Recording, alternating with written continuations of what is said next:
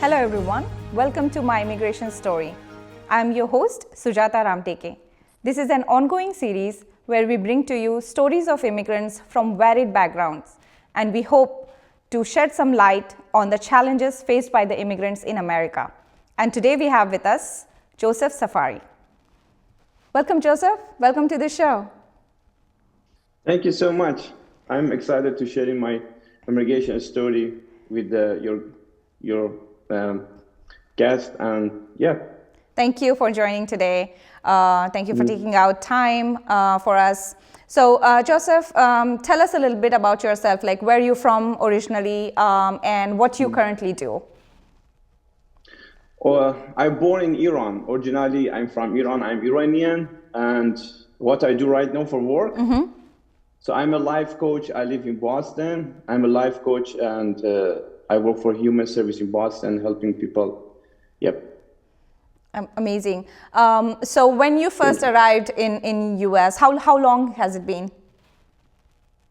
2017, almost 6 years ago, I moved to United States, and I didn't speak English at all. But if I say something, self-study. But now you speak very fluent. You have made a huge progress. Thank you. Self-study, because I communicate with people and I got a help. There is a couple different organizations in downtown Boston, and they could help you for ESL, English Second Language. And I signed up for a class, and I'm learning by myself, and a lot of people help me have to speak English and communication with them.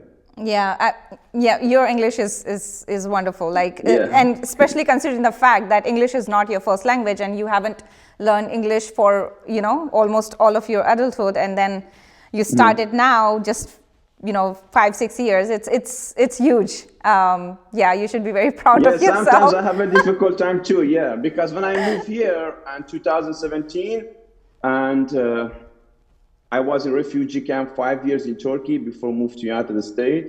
When I was in refugee camp in Turkey, I do not have access to use the technology, or we could not go to a school because I was a refugee there. When I moved to United States 5 years ago, almost 6 years ago, 2017, so everything in United States was new for me, and I have to learn everything, technology, new language, new culture.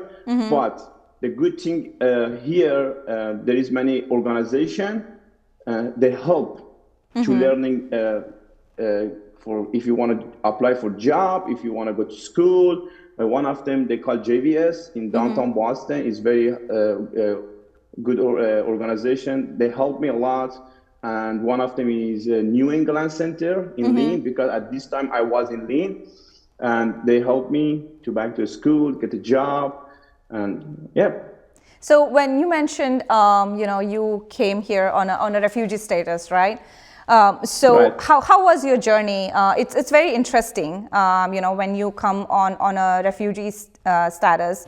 I know I came as an immigrant as well, but I came on a student visa. We have different struggles for sure, but we would definitely like to know your story, your struggles, your refugee status, how you moved from that refugee status to current status that you have of your visa or the green card status. So please walk us through that journey of yours. Sure. So in 2012, something happened in my life. I didn't feel safe in my first country. And I decided to move to refugee camp in Turkey, and there is a immigration office in Ankara, and I share with them. I ask for help, and they support me. And I live in Turkey for 5 years, and they helped me to move to United States. And that was in the refugee camp. Journey. The 5 years was in refugee camp. Wow, yes. That's long. 5 years in a refugee camp. Sometimes people they stuck there for 10 years, and I'm lucky I moved after 5 years. A lot of people they stuck there, and to be honest, I would love to share about this because I know maybe a lot of people in future they watch this movie. In refugee camp, we do not have access to use a technology or go to school. That's why when I moved to United States 5 years ago, I was behind the life, because when I was in refugee camp for 5 years, I didn't go to school, and I do not have enough money to buy a technology or go to school to learning new skills or computer. And I think that's good for immigration office to know that people in the refugee camp need help for technology, for school, for doctors, medicine, or clothing. I remember I do not have a new clothing or good boots to walk around the house, and it was very cold, and we do not have a visa or something like a authorization card to work. So we didn't work to make money to save our life. And yep. So when you moved like from refugee camp after 5 years to the United States, right? So I know Right. it must have been a very challenging and grueling journey of 5 years with, you know, almost no resources, I assume. But once you got here to United States, you know, the land of opportunities, there are always people to help here, but it has its own challenges for immigrants or for refugees, or, you know, people whose, you know, first language is not English. You know, we come from a different region where food is different, clothing is different, weather is different. You know, there are so many, you know, different things that once you get to United States, you have to, like, you know, maneuver and adjust. So what were your, you know, challenges in terms of all these things that we talked about? So, because I'm a life coach and I'm sharing my own experience with you, the most big challenge, I believe, for most immigrants, they move to the United States, is self-esteem. Because you say that we don't speak English as a first language, and to get a job, to communicate with other people, learning new language, a little difficult. And some people, when they share with me, they got homesick, and they feel bad about themselves because they could not communicate with other people who speak English as a first language. So my challenging time was learning new language and learning how to communicate with people. And you say that in learning about a new culture. So there is a lot of challenge for someone like me to move to this country, but I say that, I repeat again, I didn't pass of all my challenging time when I moved to the United States by myself. There is a lot of organization, there is a lot of people, they could help us to pass for this challenging time. Yes. So the other thing would be like, you know, you have all these challenges, you go through them, you come to the other side of the tunnel, you know, learn language, you know, maybe get acquainted with food as well, you know, because from where you are, we eat, you know, you must be having different kind of food, because I have different kind of food, you know, and then coming here was a challenge.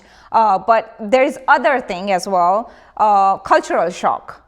You know, because we come from different culture altogether. We have different culture, traditions, the festivals that we celebrate, the kind of dress we wear, you know, the clothing, everything is different, right? So what was your, like, the biggest, you know, cultural shock? For me, if I say, like, driving here, because, you know, we have right driving here, what we call right driving, right? Because here they call right driving, but driving was one thing that I was absolutely, you know, scared of. I had lived in India in cities, so I wasn't much concerned about the clothing, but weather was another, you know, aspect. But the way people used to talk, like when I used to go, people used to just greet me on street, and I initially thought it was like weird, like why strangers are talking to me. So what was your, like, cultural shock in that terms? To be honest, maybe weather. I don't have experience, because before I moved to United States, and I had a book, and I read the book how to communicate with people in here, and I learned the new culture before moving to United States. Maybe I could say technology. Yes, because when I was in refugee camp, I didn't use the technology as much I use right now. And everything here is technology, online shopping, Yeah. and yeah, stuff like that. Yeah. Yeah, everything is technology driven here, like from banking Yeah. system Yes, banking system. Yes, right? exactly. Yeah, and banking system is one of the important things that it's completely automated, and you kind of struggle because I come from a small town where in India we were not that tech savvy. The systems we're not that tech savvy, but here when you come, so I completely agree with you that one of the cultural shock is kind of like a technology coming to a technology savvy country. So yeah, the other Yes, so thing. technology was big challenging for me, to be honest. And but I learned. I asked a lot of people, could you please help me how to use this machine? Could you please help me how to use the computer, how to use for example, all technology for banking, you say that, and customer service all the time. I'm struggling with customer service on the phone, online, because English is not my first language, so I have to call customer service. They pick up the phone, and I was shy or ashamed to talk to customer service on the phone. Excuse me, I could not speak English very well. Could you help me? And practicing writing, reading on the paper, practicing to have to communicate with someone on the phone as a customer service was challenging time for me too. Yeah.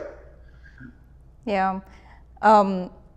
Joseph, is there? I know you have come from quite a difficult environment, but still there are some things when we grow up, we have that nostalgia towards certain things, our hometowns, our food, or the celebrations that we did in our hometown. So it's like on the flip side of the question that. Is there something that you kind of enjoyed as a kid or as a teenager back there in your country, despite everything that is going on wrong, but still there are always some things that you enjoy? Is there something like that you enjoyed but you don't find it here in US? The good thing here about the United States, you could fund your community. For example, I'm Persian. There is a lot of Persian community. They have a Facebook group. They have a different page. You could join with them. And if you are from India, I know there is a lot of Indian community here, Indian restaurant, Persian restaurant. The good thing about this country, you could fund your culture or your food where you live.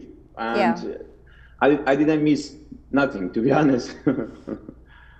So yeah, I mean, we Indians are everywhere. we are everywhere. So it wasn't difficult for me, but I haven't, like me personally, I haven't met a lot of Persians. I had a friend from Persia when I was doing my master's in Texas, and I did hear, few things about Persian culture. So I have. I knew like how she used to celebrate, and the food, which was absolutely delicious. So yeah, I mean, but I don't see a lot of Persian community. I haven't been in contact, but do you recommend, like, for our viewers, if any Persian people are watching, what kind of communities you go through, or where they can find that support group? Oh yes, so in Massachusetts we have a city they call Watertown. If you go to Watertown, there is you could find many Persian restaurant, and always when you go to Persian restaurant, there is information you could communicate with the Persian community. Or if you search on Facebook Iranian, and in Massachusetts there is a page on Facebook, you could join with them if there's someone looking for Persian community in Massachusetts. And the good thing here, the United States is not only for people who born here, and all countries for United States, many different cultures, they come together to make this country. So Indian, Persian, Moroccan, and people from Middle East, and Irish, Italian, always I have a communication with different culture. For example, I really love to go to North End Boston to get the Italian food. I really love go to Chinese restaurant. I really love go to Japanese restaurant. And always I have a fun with different culture. That's why I really love to live in United States. It's not only about Persian culture. When you move to United States, if you stay with same community, that's why I decided to live in Boston, because I know there is a lot of Persian community in West, in California. So the reason I found a new friend, I made a new friend in this area because I would like to learn English and culture fast. That's why I start to make a new friend here who speak English as a first language and who born here. That's why I learn fast English. I know it's good to have a community with our culture, but that's the big challenging time. You ask me, I really love to share. The huge challenging time, the big challenging for immigrant who move to United States from different country is when you move to this country, it's good to have a community with your same culture or same language, but they keep you in comfort zone because you stop learning new culture or new language. For me, I talk to myself, if you want to learning new culture or new language fast, you should have a Persian friend, yes. But I made a friend here to learning fast. And I have a client, they live here for 25 years, and they cannot speak English very well because they hang out with the same community. It's good to have a friend at the same culture, same community, but they keep you in comfort zone. And as a human, our mind, they doesn't like to change or to learning or relearning new things. To be honest, I'm forcing myself to speak English very well. But every day I have a pencil and pen with me, every day. When someone says something, I'm writing and I'm Googling, okay, what does that mean in English word? I have to push myself to help myself to break this comfort zone in my mind to learning. That's the big challenging you asked me, and I really like to share it with you because I try to communicate with a lot of people. They said, "Oh, I could not speak English." You live in United States, and if you want to get a better job, if you want to move up, if you want to work on yourself, if you want to work on your dreams, you should work on your English language. That's what I did.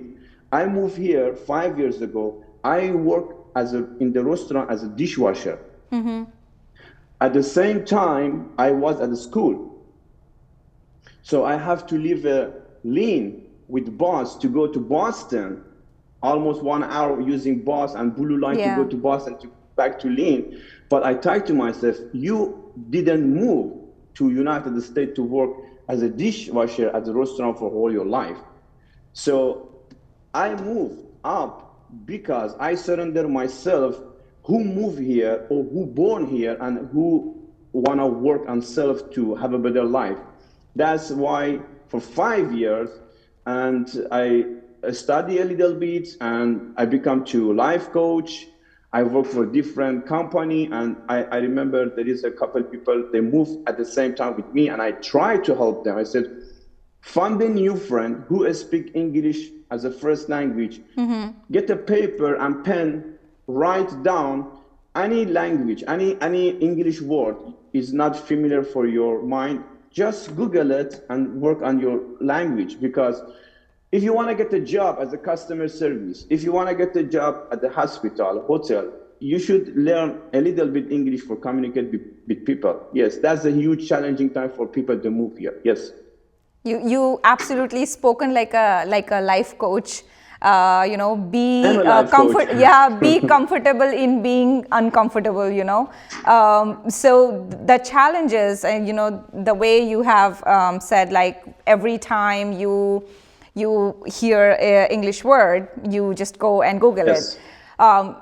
I did majority of my studies in English, but English is not my first language. But I do remember doing that when I was, little, kid. Like I used to watch, English movies, despite the fact that it was taboo in my country to not watch English movies, but still I used to watch it when my parents were not home, and then I would sit with the dictionary, to kind of, read the subtitles and see those words in the dictionary. And my mom once caught me doing that, and because she got to know that I'm not watching for entertainment, I'm watching to learn new words, they kind of understood. And the advantage of that was when I started preparing for my master's, when I was coming here, you have to like prepare for GRE, and then you have to give the exams, and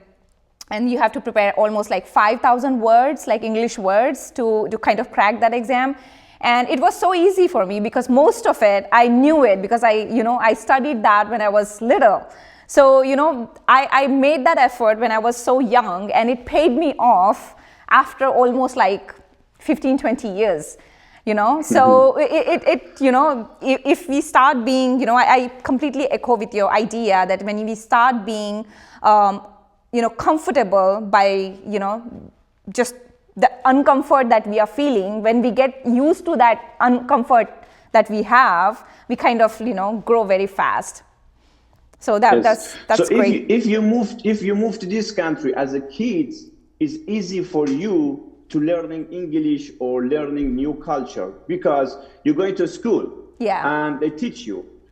When you move to this country, like in my age, a little difficult for us to learning, because already our mind is full of information. So we have to reprogram our mind.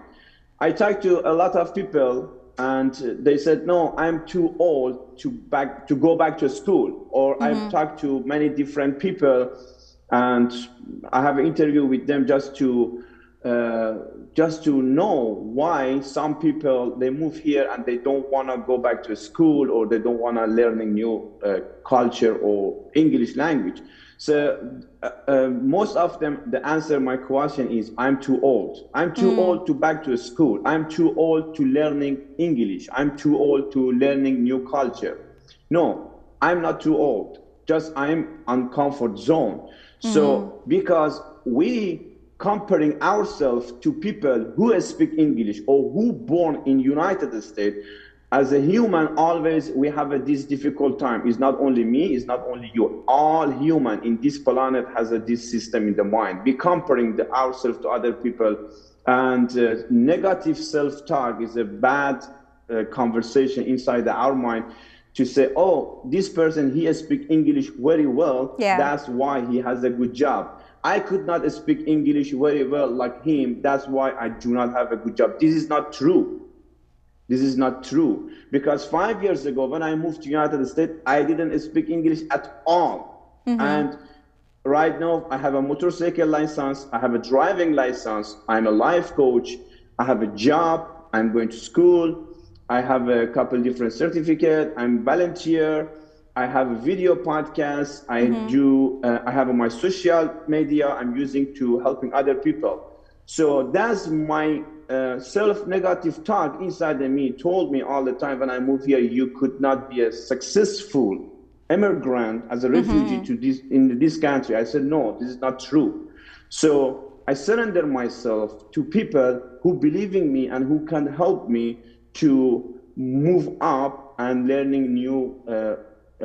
Sometimes my tongue doesn't work.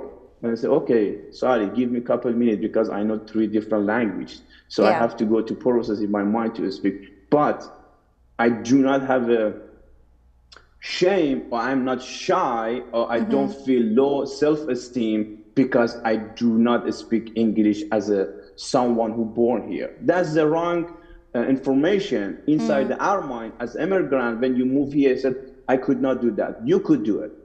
You could do it. You could learn again. You could back to school. You can get a job. You can move up. You can anything you want. That's so inspiring, Joseph. It's very inspiring.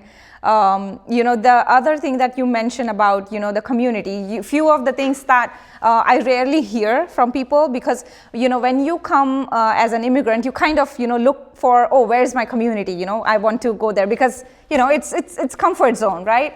But you brought Yes. a very good point, that you have to have a balance. You look for your community as a support group, but you try to get out of that and have a balance of having people who can teach you language, who can make you acquainted with the culture, the technological advances that this new country is having, everything. Like, they make you learn things. So it's very important to have that balance.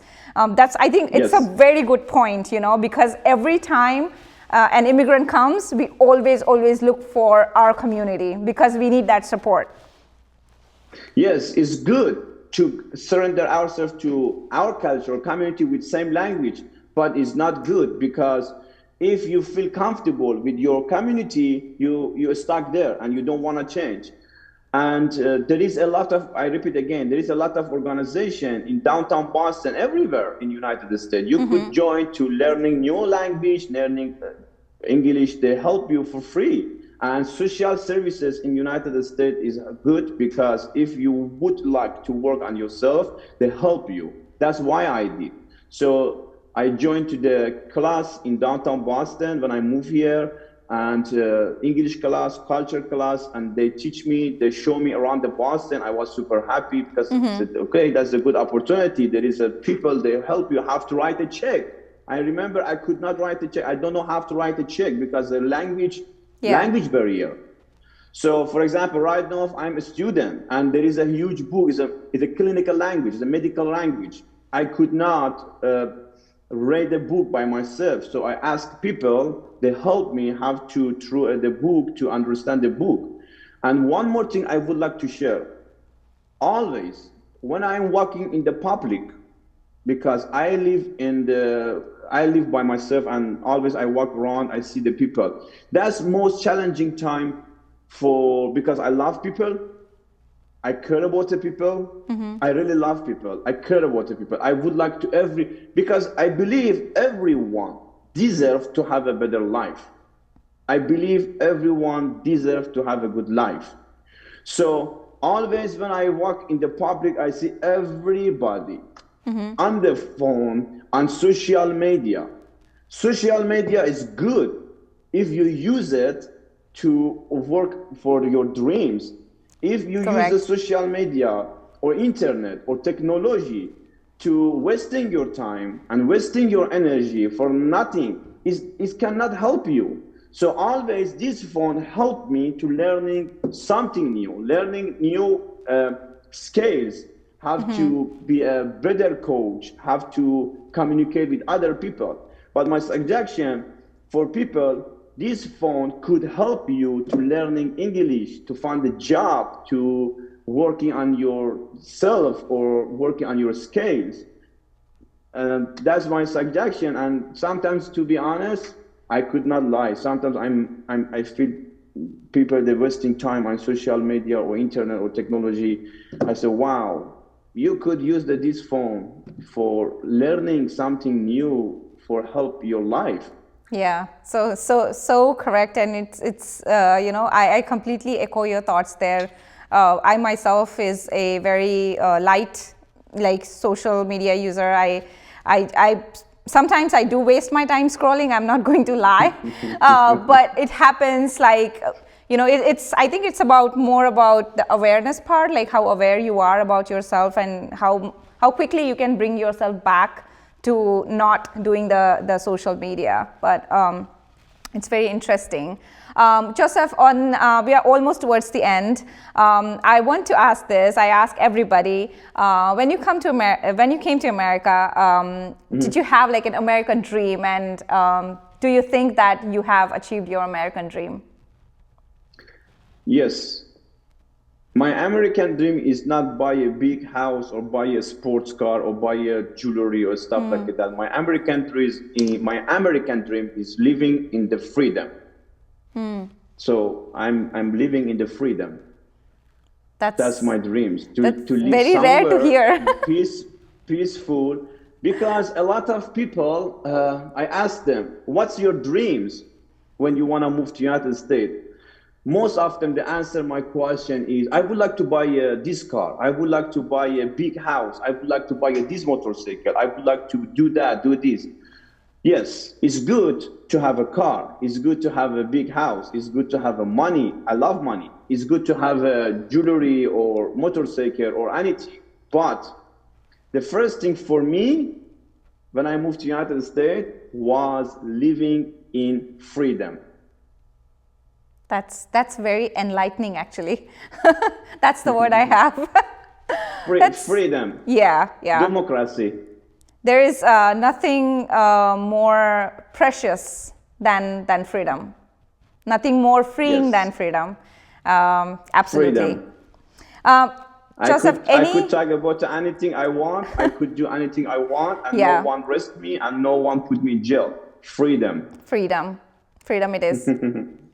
Any last thoughts or parting thoughts for our viewers who are watching you, getting inspired by you? I know I have, I'm getting inspired by what you have done with your life. But any last thoughts for our audiences?